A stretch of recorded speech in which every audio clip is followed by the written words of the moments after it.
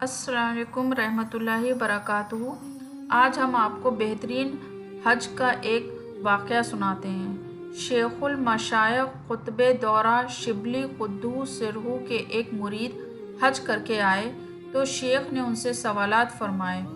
وہ فرماتے ہیں کہ مجھ سے شیخ نے دریافت فرمایا کہ تم نے حج کا ارادہ اور عزم کیا تھا؟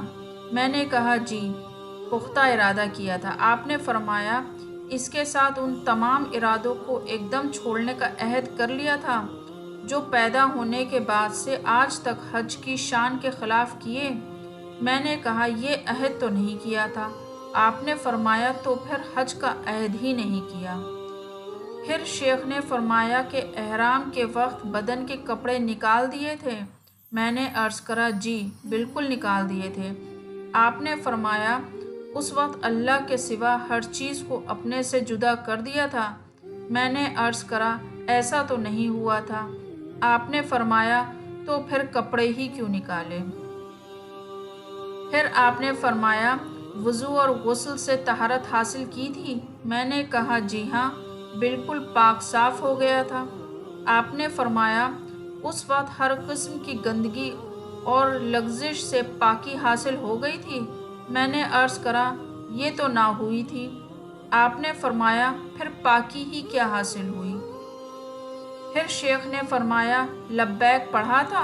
میں نے عرض کرا جی ہاں، لبیک پڑھا تھا۔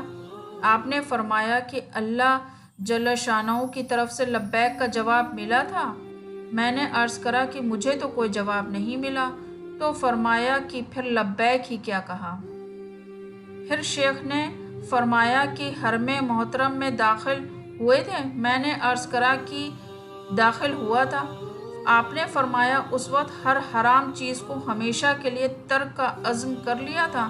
میں نے کہا یہ تو میں نے نہیں کیا تھا۔ فرمایا کہ پھر حرم میں داخل ہی نہیں ہوئے۔ پھر شیخ نے فرمایا کہ مکہ کی زیارت کی تھی؟ میں نے عرض کرا جی زیارت کی تھی۔ شیخ نے فرمایا اس وقت دوسرے عالم کی زیارت نصیب ہوئی؟ میں نے عرض کرا کہ اس عالم کی تو کوئی چیز نظر نہیں آئی۔ شیخ نے فرمایا پھر مکہ کی بھی زیارت نہیں ہوئی؟ شیخ نے فرمایا کہ مسجد حرام میں داخل ہوئے تھے؟ میں نے عرض کرا جی داخل ہوا تھا۔ پھر شیخ نے فرمایا اس وقت حق تعالی شانہ کے قرب میں داخلہ محسوس ہوا؟ میں نے عرض کرا کہ مجھے تو محسوس نہیں ہوا۔ شیخ نے فرمایا تب تو مسجد میں بھی داخلہ نہیں ہوا۔ شیخ نے فرمایا کہ کعبہ شریف کی زیارت کی؟ میں نے عرض کرا جی زیارت کی۔ شیخ نے فرمایا وہ چیز نظر آئی جس کی وجہ سے کعبے کا سفر اختیار کیا تھا؟ میں نے عرض کرا مجھے تو نظر نہیں آئی۔ فرمایا پھر تو کعبہ شریف کو ہی نہیں دیکھا۔ شیخ نے فرمایا کہ طواف میں رمل کیا تھا، یعنی کہ جو دوڑتے ہیں؟ میں نے عرض کرا کیا تھا۔ فرمایا کہ اس بھاگنے میں دنیا سے ایسے بھاگے تھے جس سے تم نے محسوس کیا ہو کہ تم دنیا سے بالکل یکسو ہو چکے ہو؟ میں نے عرض کرا کہ نہیں، ایسا تو محسوس نہیں ہوا۔ شیخ نے فرمایا پھر تم نے رمل بھی نہیں کیا۔ پھر شیخ نے فرمایا کہ حجر اسود پر ہاتھ رکھ کر اس کو بوسہ دیا تھا؟ میں نے عرض کرا جی ایسا کیا تھا۔ تو انہوں نے خوفزدہ ہو کر ایک آنکھ کھینچی اور فرمایا کہ تیرا ناس ہو، خبر بھی ہے جو حجر اسود پر ہاتھ رکھے وہ گویا اللہ جل شانہ سے مصافحہ کرتا ہے اور اس سے حق سبحانہ و تقدس مصافحہ کرے وہ ہر طرح سے امن میں ہو جاتا ہے۔ تو کیا تجھ پر امن کے آثار ظاہر ہوئے؟ میں نے عرض کرا مجھ پر تو امن کا آثار کچھ بھی ظاہر نہیں ہوا۔ تو فرمایا کہ تو نے حجر اسود پر ہاتھ ہی نہیں رکھا۔ پھر فرمایا شیخ نے کہ مقام ابراہیم پر کھڑے ہو کر 2 رکعت نفل پڑھی تھی؟ میں نے عرض کرا کہ جی پڑھی تھی۔ فرمایا اس وقت اللہ جل شانہ کے حضور میں ایک بڑے مرتبے پر پہنچا تھا، کیا اس مرتبے کا حق ادا کیا اور جس مقصد سے وہاں کھڑا ہوا تھا وہ پورا کر دیا؟ میں نے عرض کرا میں نے تو کچھ بھی نہیں کیا۔ فرمایا کہ تو نے پھر تو مقام ابراہیم پر نماز ہی نہیں پڑھی۔ پھر فرمایا کہ صفا مروہ کے دوران سعی کے لیے صفا پہ چڑھے تھے؟ میں نے عرض کرا جی چڑھا تھا۔ فرمایا تو کیا کیا؟ میں نے عرض کرا 7 مرتبہ تکبیر کہی اور حج کے مقبول ہونے کی دعا کی۔ شیخ نے فرمایا تو کیا تمہاری تکبیر کے ساتھ فرشتوں نے بھی تکبیر کہی تھی اور اپنی تکبیر کی حقیقت کا تمہیں احساس ہوا تھا؟ میں نے عرض کرا نہیں۔ فرمایا تو پھر تم نے تکبیر ہی نہیں کہی۔ پھر فرمایا کہ صفا سے نیچے اترے تھے؟ میں نے عرض کرا کہ جی اترا تھا۔ فرمایا اس وقت ہر قسم کی علت دور ہو کر تم میں صفائی آ گئی تھی؟ میں نے عرض کرا کہ نہیں۔ فرمایا تو تم صفا پر چڑھے نہ اترے؟ پھر شیخ نے فرمایا کہ صفا مروہ کے درمیان دوڑے تھے؟ میں نے عرض کرا جی دوڑا تھا۔ فرمایا اس وقت اللہ کے علاوہ ہر چیز سے بھاگ کر اس کی طرف پہنچ گئے تھے؟ میں نے عرض کرا نہیں۔ فرمایا کہ پھر تم دوڑے ہی نہیں۔ پھر شیخ نے فرمایا کہ مروہ پہ چڑھے تھے؟ میں نے عرض کرا کہ جی چڑھا تھا۔ فرمایا کہ تم پر وہاں سکینہ نازل ہوا تھا اور اس سے پھر حصہ حاصل کیا؟ میں نے عرض کرا نہیں۔